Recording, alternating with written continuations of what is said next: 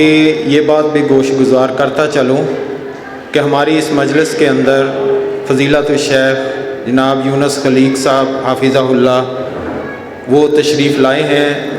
میں ان کو دل کی عطا گراہیوں سے ان کو خوش آمدید کہتا ہوں۔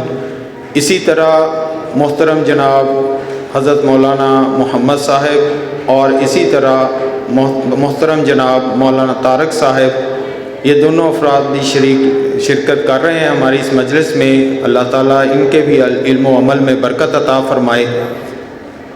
اب میں چند لمحوں کے لیے اس مدرسے کے شیخ الحدیث حضرت مولانا عبدالشکور کاظم صاحب کو دعوت دوں گا کہ وہ اپنے علمی اس مجلس کے اندر ہمیں پند و نصائح سے محظوظ فرمائیں اور ہمارے قلوب و اذہان کو روشنی بخشیں۔ محترم جناب عبدالشکور کاظم صاحب۔ السلام علیکم ورحمۃ اللہ وبرکاتہ۔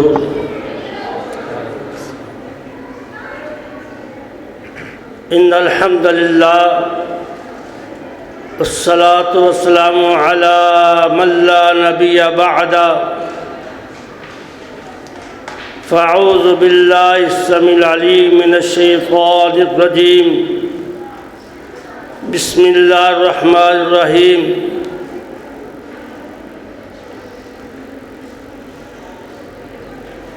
انا نحن نزلنا الذکر وانا له لحافظون۔ حضرات، یہ اچانک میرا پروگرام بنا ہے، ساتھیوں نے اعلان فرما دیا۔ میں فضیلت الشیخ عامر شہزاد صاحب کا ممنون و مشکور ہوں۔ حضرات، یہاں دو عظیم کتابوں کی تقریب سعید ہے۔ قرآن حکیم 5 بچیوں نے حفظ کیا، ہمارے اساتذہ کرام نے ان کا آخری سبق سنا۔ اسی طرح دوسری تقریب اختتام صحیح بخاری۔ الحمدللہ اس سال ہمارے اس جامعہ میں 8 بچے جنہوں نے صحیح بخاری شریف شروع سے آخر تک قرأت کی۔ حضرات، حدیث کیا ہے؟ ہم دین کے کسی بھی رکن کو اس وقت تک نہیں سمجھ سکتے جب تک اللہ کے نبی کے فرمان کو نہ سمجھے۔ اللہ تعالیٰ نے نبی علیہ السلام سے فرمایا ہے، اے نبی، ہم نے اس قرآن کو آپ کی طرف اتارا لِتُبَيِّنَ لِلنَّاسِ مَا نُزِّلَ إِلَيْهِمْ، تاکہ ہم اس کی تشریح کریں، اس کی تفسیر کریں، اس کی وضاحت کریں، اس کو کھول کر بیان لوگوں کے سامنے کریں تاکہ یہ لوگ سمجھ سکیں۔ شروع سے لے کے اب تک ایسے گروہ پیدا ہوئے، ایسے لوگ پیدا ہوئے جنہوں نے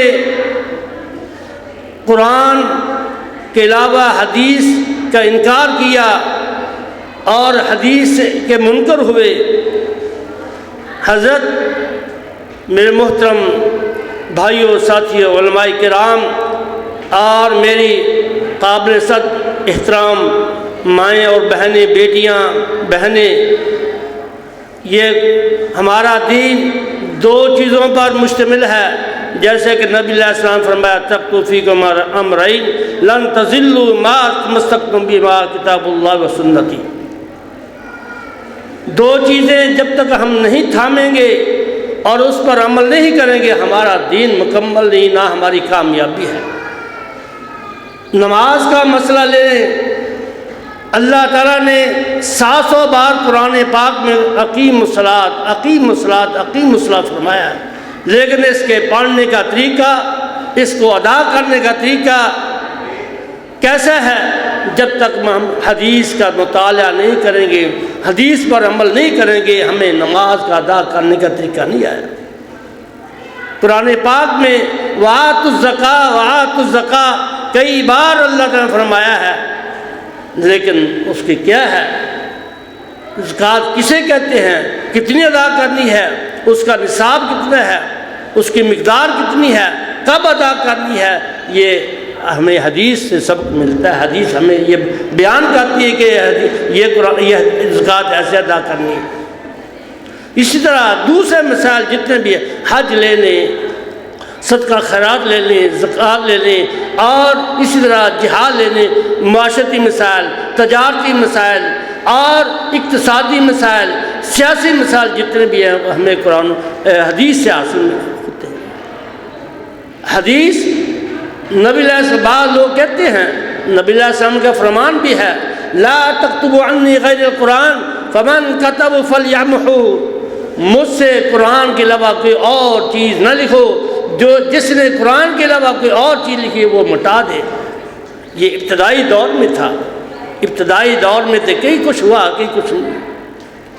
ابتدائی دور میں یہ بھی تھا کہ 3 دن کے بعد قربانی گوشت نہیں کھا سکتے۔ ابتدا میں یہ بھی تھا کہ تم قبرستان نہیں جا سکتے۔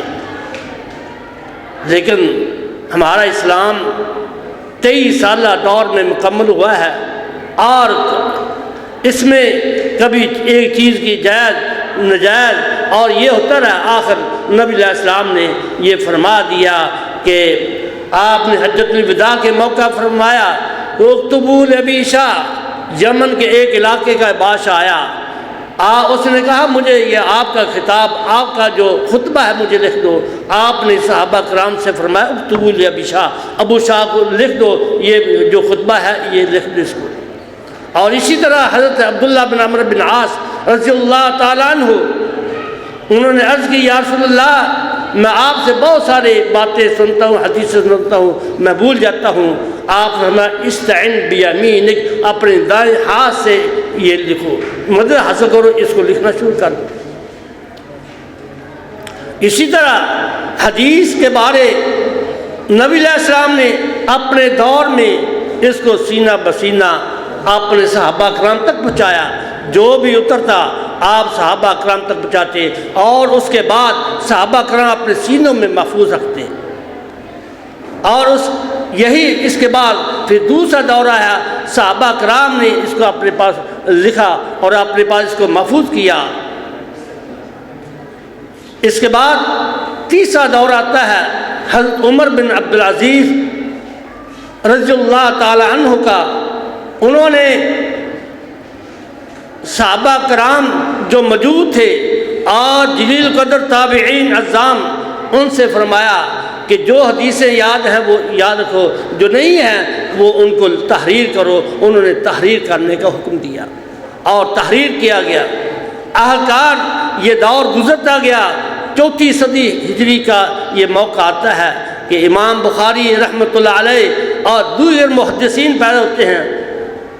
سعید بن ابی عروبہ، انہوں نے سب سے پہلے حدیث مدون کی، انہوں نے حدیث کو تحریر کیا، اور صحابہ تابعین اور تبع تابعین اور ائمہ دین اور دیگر ائمہ دور دراز تک حدیث کا علم، حدیث کے مسودے پہنچ گئے۔ اہلکار امام بخاری امیر المومنین فی الحدیث وہ تشریف لاتے ہیں۔ اللہ نے اس دین کو زندہ رکھنا ہے اور اس دین کو آباد رکھنا ہے، قیامت تک رکھنا ہے۔ اللہ تعالیٰ ان کے لیے افراد پیدا فرماتے ہیں۔ امام بخاری رحمۃ اللہ علیہ نے سب سے پہلے صحیح بخاری شریف کی یہ تالیف فرمائی، اور انہوں نے 6 لاکھ حدیث سے انہوں نے اس حدیث کا یہ مسودہ تیار کیا اور ہمارے سامنے پیش کیا۔ اسی طرح ان کے شاگرد رشید امام مسلم رحمۃ اللہ علیہ وہ آئے، انہوں نے بھی حدیث کے تالیف کی۔ اس کے بعد ائمہ اربع وہ تشریف لائے، انہوں نے بھی حدیث کا یہ مسند مسانید لکھی اور ہم تک پہنچائی، اور آخر تک یہ ہم آج تک دنیا کے ہر کونے میں، ہر طرف، ہر علاقے میں حدیث پہنچی ہے اور حدیث کو پڑھا جاتا ہے، حدیث کو پڑھا جاتا ہے اور اس کی تعلیم دی جاتی ہے۔ کوئی ایسا مدرسہ اس وقت مکمل نہیں ہوتا جب تک صحیح بخاری کی قرأت اور اس میں وہ پڑھایا نہ جائے۔ حضرات، اس لیے قرآن پاک کو سمجھنے کے لیے ہمیں حدیث سے مدد لینی پڑنی ہے، اور حدیث کے بغیر ہمارا قرآن ہم نہیں سمجھ سکتے، ہم اس کو مکمل اپنے اس کی تفسیر، اس کی وضاحت نہیں کر سکتے۔ اس لیے اللہ تعالیٰ نے خود نبی علیہ السلام کے ارشاد فرمایا کہ آپ اس کو لوگوں تک وضاحت کر کے فرمائیں۔